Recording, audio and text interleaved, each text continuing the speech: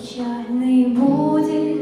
эта песня о том, как птицы прилетали, а в них охотники стреляли и убивали птиц небесных, а птицы падали на землю и умирали в час печали, а в них охотники стреляли для развлечения и веселья.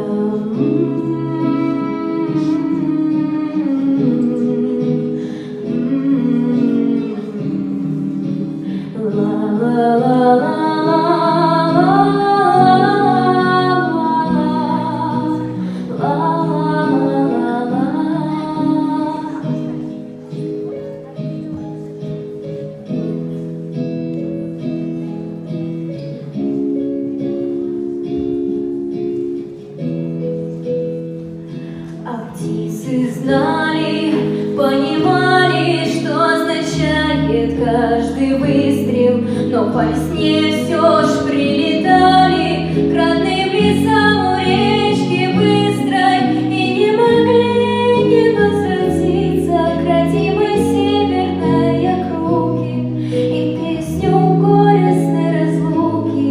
весной веселой пели птицы.